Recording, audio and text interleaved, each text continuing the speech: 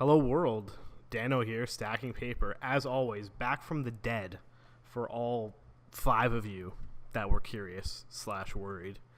Apologies in advance. This is going to be such a shit video, but it's been so long since I've read Oathbringer at this point, and even Dawnshard. I read Dawnshard too. So this is going to kind of just be a really breeze through of the ending of Oathbringer and Dawnshard, but not even really summary. It's just going to be me telling you that they rock. That's pretty much it. And just where I'm going with the channel now, because I actually finally have time to read again. But yeah, let me just quickly Oathbringer, it rocks. The ending is well worth the shitty pacing in the middle of the book. You basically just have a big battle. You got all the goons, all the look at me, I literally can't even remember the names of like characters or organizations anymore. The Knights Radiant, everybody pops off. You have Dalinar, who can just open a singularity. Like, you've been wondering what his Oathbringer powers, no, not Oathbringer. See, look, his Bondsmith powers are. He can literally open up essentially a portal to Shadesmar and just create infinite stormlight, which is just OP as all hell. When you have people like Yasna Kholin running around with access to infinite stormlight, just soul casting left, right, and center, like absolutely cracked.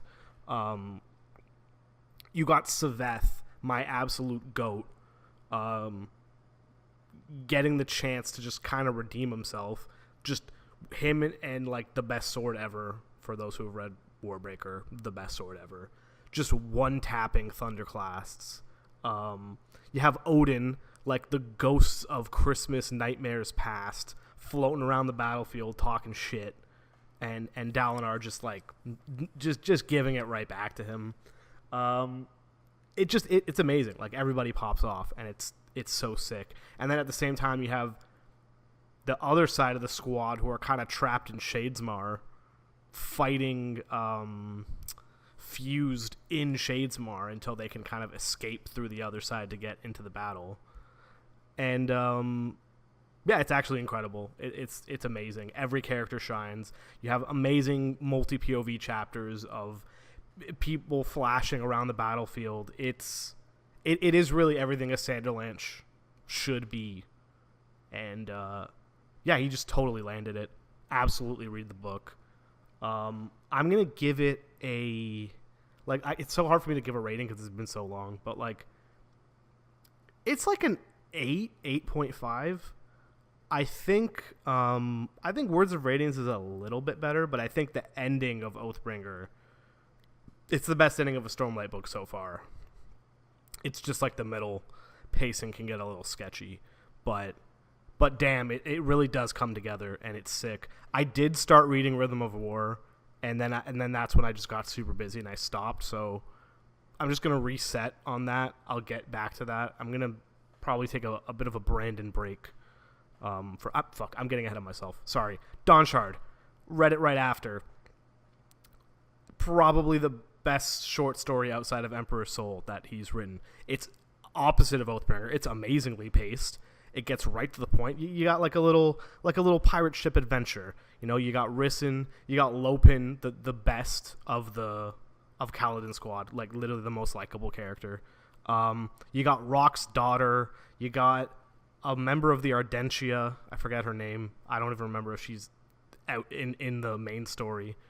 But it's kind of just like this mix and mash skeleton crew going to Imea, the most mysterious place so far on Roshar.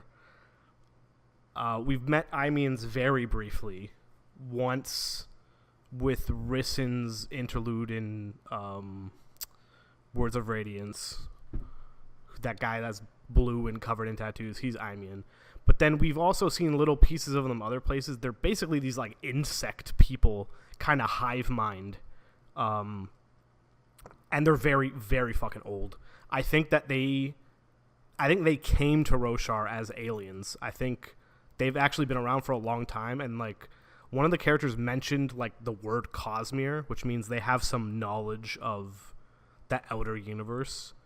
because the book is called Dawnshard. The novella is called Dawnshard, and that's what it is. That's what they find out. Yeah, spoilers, by the way. That wasn't obvious. The whole point of them going on this trip is Rissen's little pet dragon thingy. That, again, I forget the name of. This is such a terrible fucking review, but it's really just so I can get through it. It's dying, and her mentor who got it, or her mentor didn't get it for her, but he was there when she got it. He's like, you need to take it back to its home because that's how you can fix it. And she's like, oh, the Reishi Isles, and he's like, nah, Imea, that's where they actually come from. They can eat Stormlight essentially, and other things, because in Oathbringer, Rissen has like a little moment in like the middle of the big battle where one of the Thunder class like breaks open, because Rissen works at like the bank essentially, and in one of these safes is like this stone that has all this red energy in it. That, again, I know this was explained, but I'm blanking on it. It's essentially some evil shit, and her little pet just sucks it right out. So that's definitely connected to it. Basically, they go to Imea. They fight these crazy monsters, and Lopin is like trying his very best, but for some reason he hasn't. I forgot the whole rigmarole you have to go through to get a not an honor blade, but like to be able to manifest your spren as a blade. Yeah, not you know what I'm saying. Where his cousin has figured it out. And so that's his goal of trying to figure out what his, like, what he's missing. And basically he figures out it's because he's annoying, essentially. And he needs to know when to, like, give people some space. And his cousin tells him as such, because his cousin has spoken, the words. And then, yeah, by the end of the story, he gets his own, he's able to manifest his blade as, like, this tiny little dagger. It's so cute. But Dawnshard, honestly, it's a really breezy read. There's some really good lore. It actually, I think, it's a lot better than Edge Dancer in the sense that it means more to the story. I think it's a lot more relevant and probably important to read, because I believe, I didn't really get that far into Rhythm of War, but I can really see, based on the events that happen at the end, she essentially takes this, I guess a Dawnshard, whatever the hell that is. It's like one of the shards from the dawn of time, I guess. That's my best guess.